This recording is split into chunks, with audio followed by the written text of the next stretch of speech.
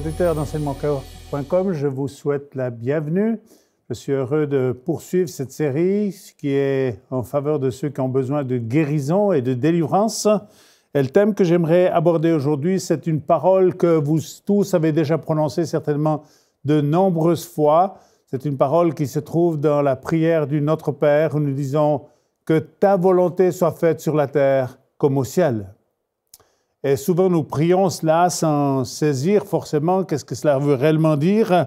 Mais je crois que la volonté de Dieu sur la terre nous concerne, nous tous, les êtres humains, parce que Dieu aimerait que sa volonté se réalise pas seulement d'une façon universelle ou globale, mais que sa volonté se réalise dans chacune de nos vies. Et quand nous disons à Dieu que ta volonté soit faite sur la terre comme au ciel, c'est pas Dieu fait en sorte que, mais c'est Dieu, j'aimerais coopérer avec toi pour que ta volonté soit faite sur la terre comme au ciel.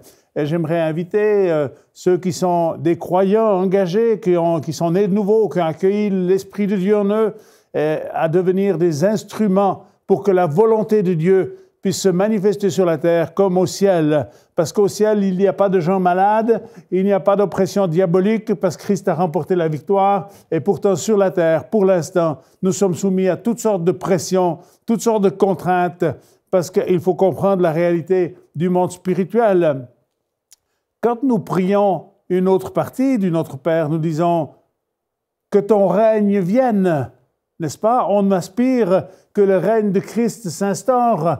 Et pourquoi faisons-nous encore cette prière depuis tant d'années? C'est parce que Christ n'a pas encore instauré son règne. Le jour où Christ aura instauré son règne, nous pourrons arrêter de faire cette prière. Christ est venu, Christ a accompli une œuvre extraordinaire pour le rachat de l'humanité. Ce que Christ a fait est suffisant pour guérir tous les malades, est suffisant pour sauver tous les êtres humains, mais nous avons toujours une démarche à faire. Et Dieu attend que nous soyons participants avec lui.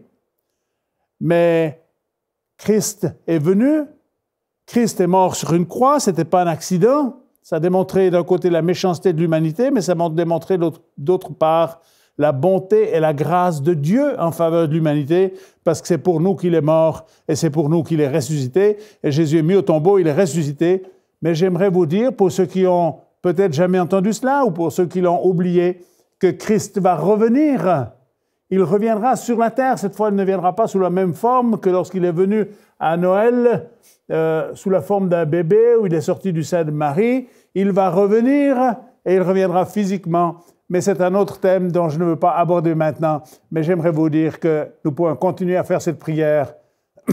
Que ton règne vienne, que ta volonté soit faite sur la terre comme au ciel. Et j'aimerais que la volonté de Dieu puisse être faite dans votre vie aujourd'hui. J'aimerais vous encourager à accueillir et dire, Seigneur, que ta volonté soit faite dans ma vie. Je ne veux pas que ce soit ma volonté, je ne veux pas que ce soit mes peurs, je ne veux pas que ce soit ma maladie. Seigneur, j'aimerais que ta volonté soit faite dans ma vie. Et je vous encourage à faire cette prière, pas seulement en disant, Dieu fait en sorte que, mais devenez des personnes qui vont coopérer avec Dieu. Et voici ce qu'il est dit dans l'Évangile de Luc au chapitre 4. Au verset 18, c'est alors que Jésus avait été baptisé, que Jésus est rempli du Saint-Esprit. Et quand Jésus est rempli du Saint-Esprit, il est attaqué par les forces diaboliques. Satan est venu tenter Jésus à plusieurs reprises et Jésus lui a résisté. Et puis ensuite, Jésus est revêtu du Saint-Esprit. Mais dans Luc 4, verset 18, il est dit que Jésus est oint du Saint-Esprit. Et j'aimerais vous encourager, chers auditeurs, à invoquer cette présence de Dieu pour que vous soyez oints du Saint-Esprit, pour que l'Esprit de Dieu vienne habiter en vous, que l'Esprit de Dieu puisse toucher vos vies. Et voici ce qu'il est dit de Jésus à la suite de ce texte. Il est dit, donc Jésus est en train de lire le prophète Ésaïe, parce que c'est une reprise du prophète Ésaïe dans Luc 4, et il dit, l'Esprit du Seigneur est sur moi, parce qu'il m'a oint pour annoncer une bonne nouvelle aux pauvres.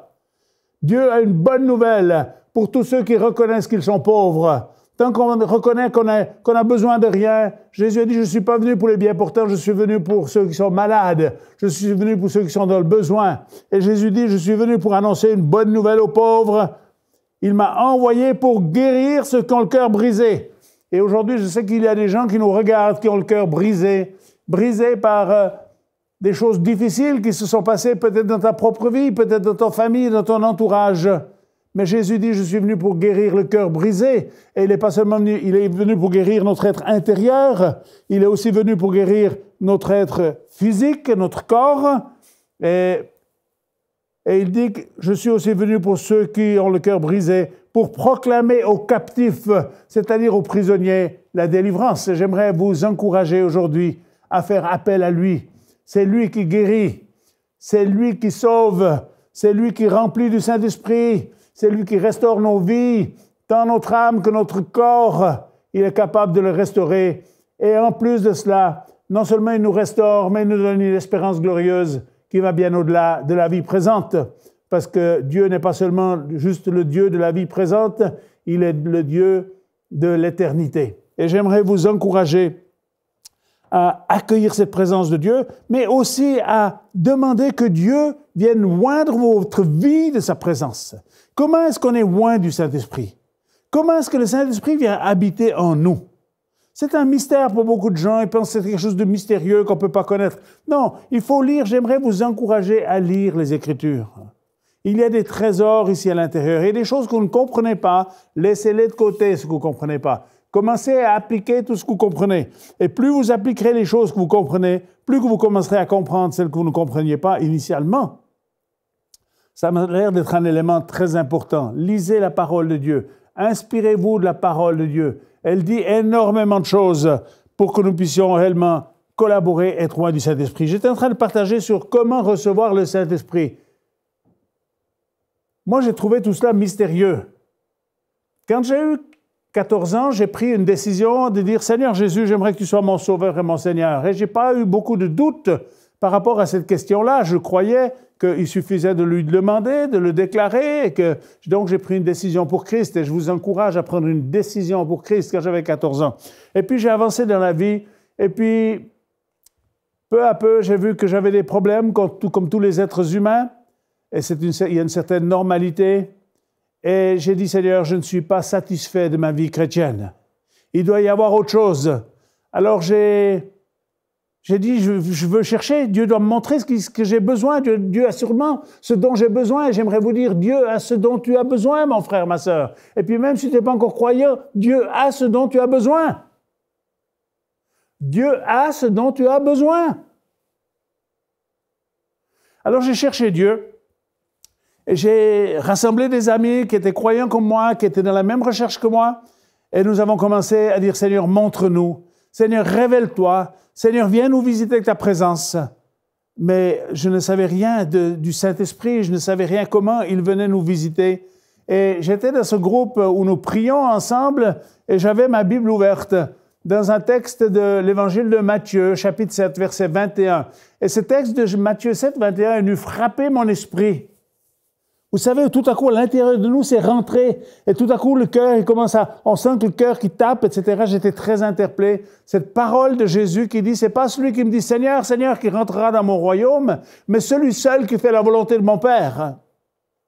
Et cette parole m'a interpellé profondément. Et plusieurs choses sont devenues très claires dans mon esprit en un instant. J'ai dit, Seigneur, je reconnais que dans ma vie, c'est pas ta volonté qui est numéro un, c'est ma volonté qui est numéro un. Mais je dis, Seigneur, il y a un problème. Je ne sais pas où elle est ta volonté. Alors, Seigneur, si tu veux bien m'expliquer où elle est ta volonté, si tu veux me montrer où elle est ta volonté, je suis disposé à t'obéir, mais je ne sais pas ce que tu attends de moi. Et j'ai crié à Dieu.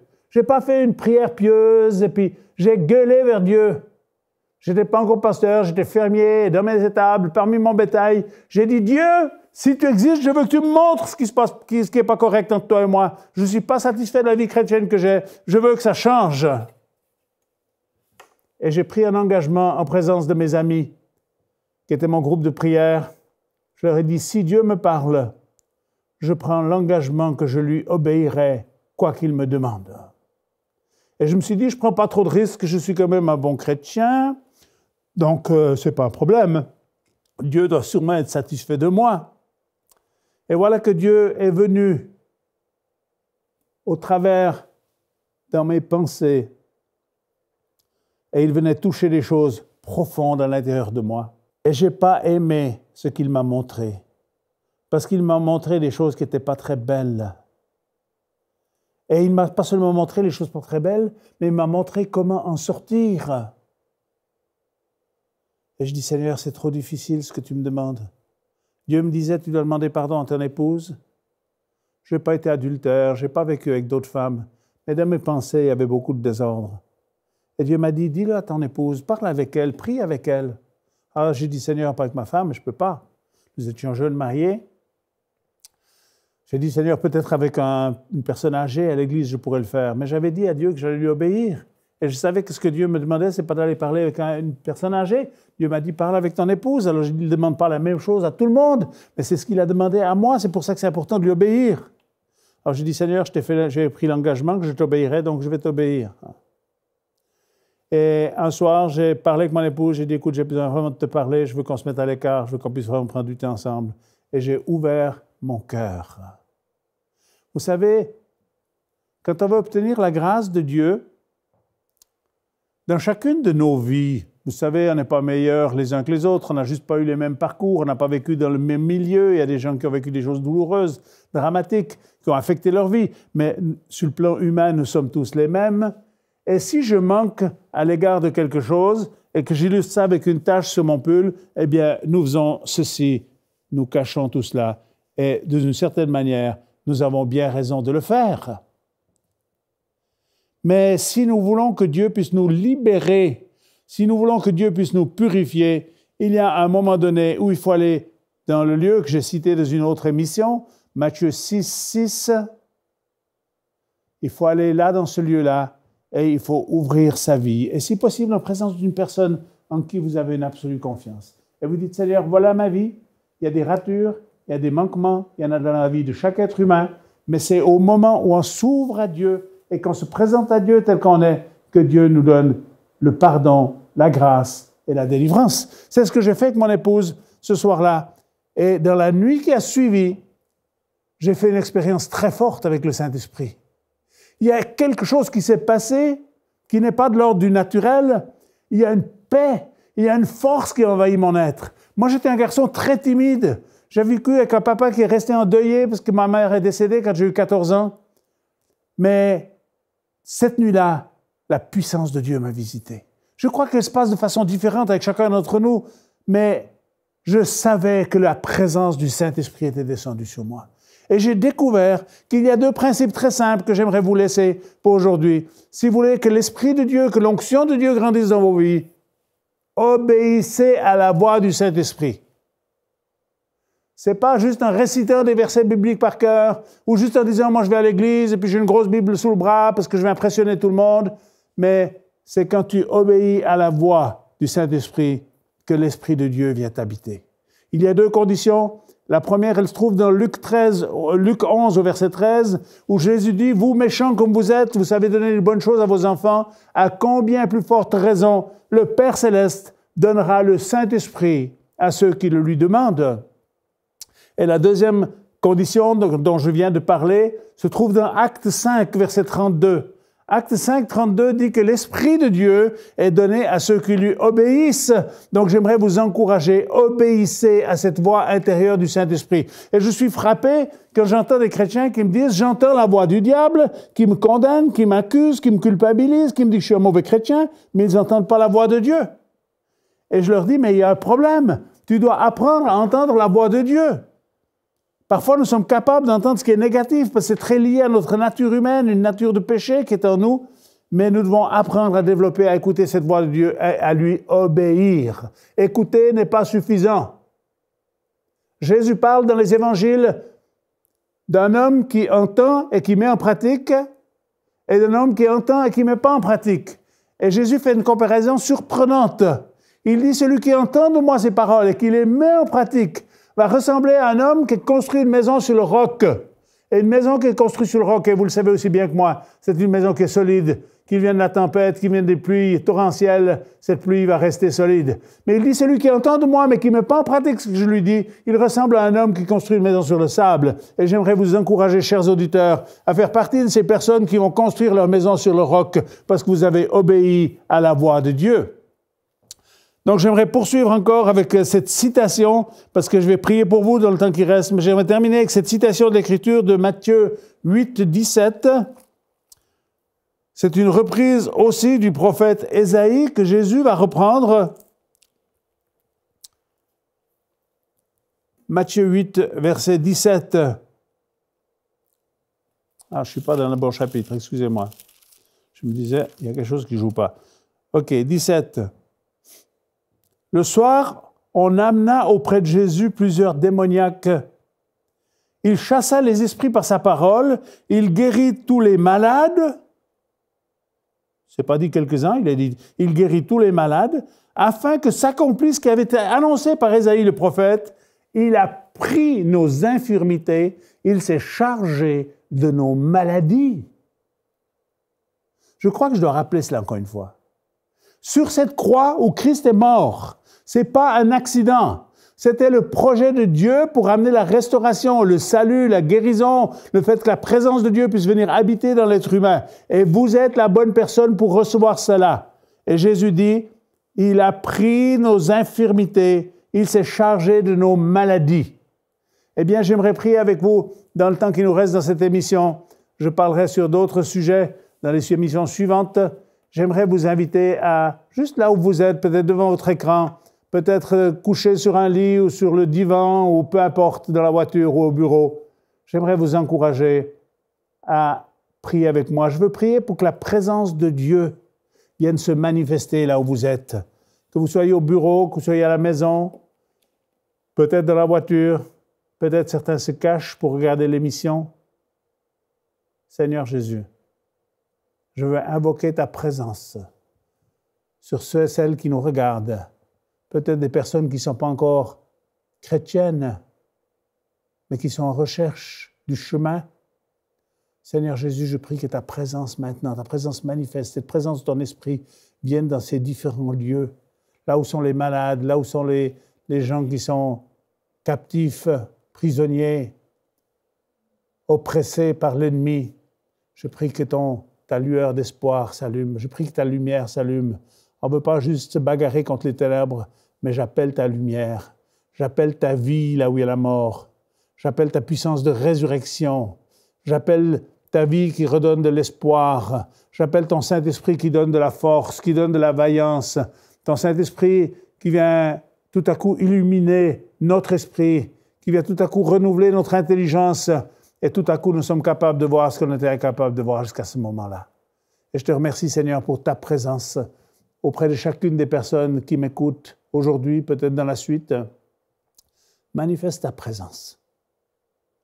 Je vois une personne, tu es très en colère, et même alors que tu me regardes, parce que tu es agressé par ce que j'ai partagé, parce que tu es tourmenté par un esprit méchant, eh bien, je prends autorité et je lis cet esprit en cet instant.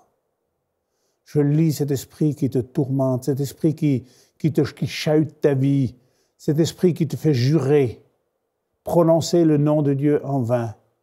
Je brise cette prison au nom de Jésus. Et je veux prier pour les malades et je vais aller dans quelques paroles de connaissance, quelques paroles prophétiques selon ce que Dieu me donne. Je ne suis pas préparé à l'avance, je veux juste être dépendant du Saint-Esprit en cet instant avec vous. Et je reçois une parole prophétique pour une dame, tu t'appelles Marianne, tu as aux alentours de 35 ans, tu es dans une situation très compliquée au niveau de ton travail et c'est comme si le désespoir est rentré dans ta vie et le Seigneur te dit, je suis avec toi et cette tempête sera apaisée. Je suis avec toi et cette tempête sera apaisée. C'est comme, je vois comme la paix qui s'installe de nouveau à l'intérieur de ton cœur. Il y a l'espoir qui va renaître et j'aimerais t'encourager à ne pas laisser ce désespoir dominer sur toi, mais toi, tu vas dominer sur lui. Gloire à Dieu. Gloire à Dieu.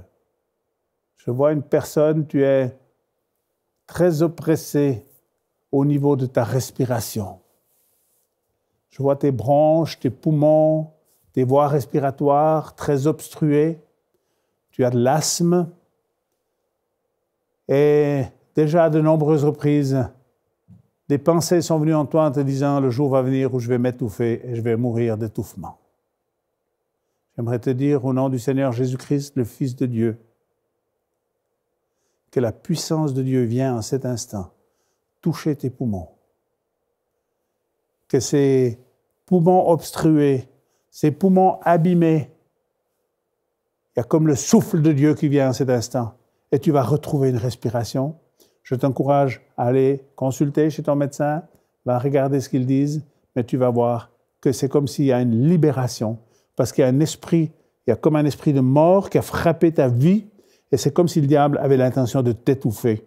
Mais le Seigneur dit, moi j'ai l'intention de te redonner la vie. J'ai l'intention de te guérir. Et je libère cette puissance de guérison sur toi à cet instant, dans le nom de Jésus. Dans le nom de Jésus. Gloire à Dieu. Gloire à Dieu. Gloire à Dieu. J'aimerais prier pour les personnes qui ont des problèmes de rétention urinaire. C'est difficile dans notre société. Tu as déjà été consulté pour cela et je veux demander maintenant l'attouchement et la visitation de ce que Christ a fait pour toi. Et je prends autorité, je prie que tout ton système urinaire, ça puisse fonctionner correctement, que ces problèmes d'incontinence soient vaincus au nom de Jésus. Je libère cette puissance de Dieu sur toi maintenant. Mon frère, ma sœur, si tu as ce problème-là, je libère la puissance de Dieu, qu'il vienne te guérir en cet instant, au nom de Jésus. Au nom de Jésus. Reçois cet attouchement.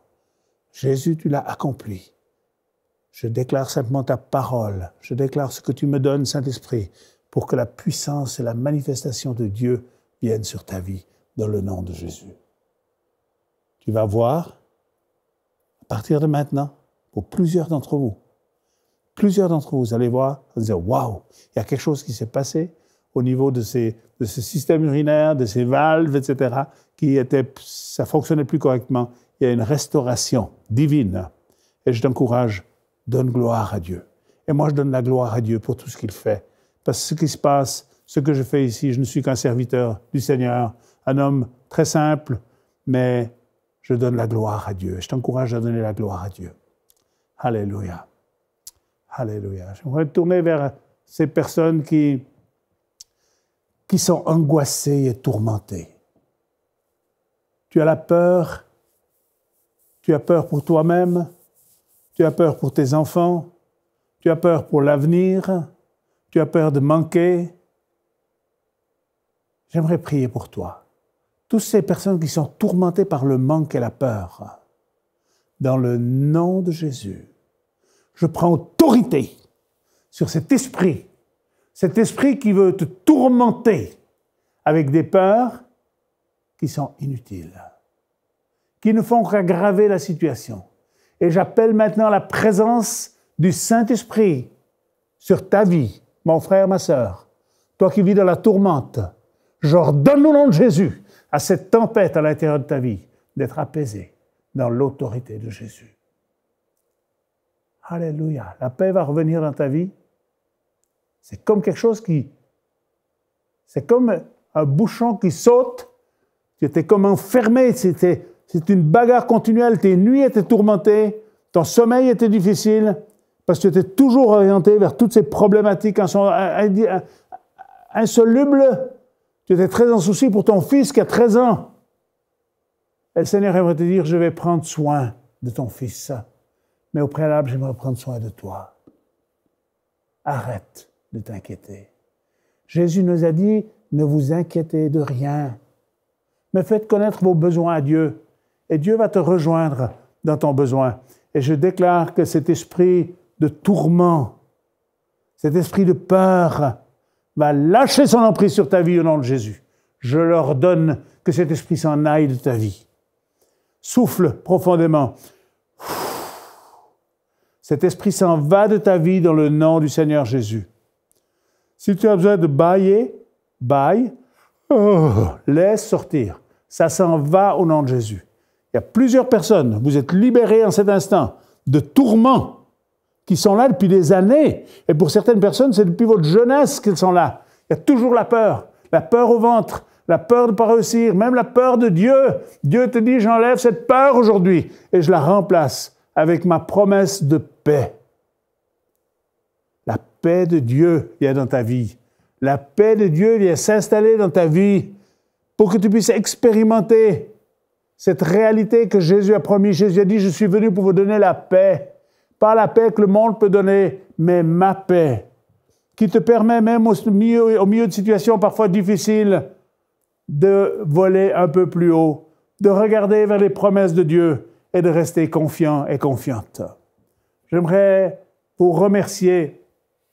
Je sens qu'il y a une grande réception de ceux et celles qui me suivent et j'aimerais vous remercier de cette réception. J'aimerais prier pour les serviteurs de Dieu qui me regardent, pour que l'onction du Saint-Esprit vienne sur vos vies. Je veux libérer, ça vient de Dieu, mais je veux être l'instrument. Je veux déclarer sur vous une vie d'onction. Mais si vous voulez vivre l'onction, il y a des choses que vous devez délaisser. Vous ne pouvez pas être dans l'onction et en même temps vivre avec tous les désirs charnels. On peut vivre avec des choses naturelles. Dieu nous a donné plein de possibilités d'avoir du plaisir dans la vie. Mais si tu veux l'onction, il y a des choses dont tu devras te priver. Et j'aimerais t'encourager, mon frère, ma sœur, toi qui es chrétien et chrétienne, Dieu aimerait faire de toi un instrument de choix. Dieu aimerait faire de toi un instrument de choix. Il veut mettre une onction fraîche sur ta vie. Ne reste pas dans les histoires du passé. Sors des échecs du passé. Pardonne à ceux qui t'ont fait mal. Relève-toi, relève ta tête. Et tu vas voir que la gloire de Dieu va revenir sur ta vie. Et je prie maintenant que l'onction du Saint-Esprit, que l'Esprit Saint vienne. Il va te parler, il va communiquer avec toi, il va te montrer ce que tu dois faire pour que ta vie reprenne sens et que la gloire de Dieu revienne de ta vie. Et Dieu sera glorifié. Et toi, tu seras un homme heureux, une femme heureuse, parce que tu dis, je suis en train de faire ce à quoi j'étais destiné. Dieu a un programme. Dieu a un plan pour ta vie. Et si ton cri vers Dieu, c'est de dire, Seigneur, je veux être au cœur de ta volonté, alors Dieu va te conduire au cœur de sa volonté. Sois sans crainte. Si tu as vécu des choses douloureuses et difficiles dans le passé, tourne la page. Tourne la page.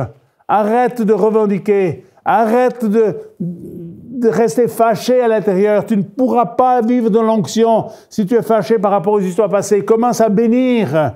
Je parlerai de cela dans une prochaine émission. Comment on doit bénir ceux qui nous ont offensés pour qu'on puisse continuer dans la vie. Sinon, l'ennemi, c'est sûr, il va nous arrêter. Seigneur, je prie pour les hommes et les femmes de Dieu qui me regardent. Je prie que l'onction du Saint-Esprit vienne sur leur vie d'une façon fraîche et nouvelle. Tu as oint Jésus de Nazareth, mais tu nous as aussi oint du Saint-Esprit pour que nous puissions être tes messagers. Je veux libérer la puissance de Dieu sur leur vie. Je veux prier que la puissance du Saint-Esprit vienne sur eux, qu'ils puissent marcher avec toi, Saint-Esprit, qu'ils puissent commencer à exercer les ministères, qu'ils puissent commencer à exercer les dons spirituels. Vous n'avez pas besoin d'être un pasteur ou une personne dans le ministère. Tu peux être un simple chrétien, tu peux guérir les malades. Et je libère cette capacité dans le nom de Jésus. Je libère cette force qui vient de Dieu et du Saint-Esprit pour que tu puisses accomplir ce que tu es destiné à accomplir. J'aimerais vous remercier de votre attention. Dieu a des bons programmes en réserve pour chacun d'entre vous. Soyez bénis. Merci infiniment pour votre attention. Que Dieu vous bénisse dans la suite de cette journée.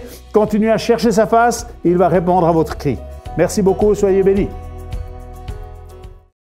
Cette émission est rendue possible grâce au précieux soutien des partenaires d'Enseigne-moi Canal International. Retrouvez tous nos programmes sur enseigne-moi.com.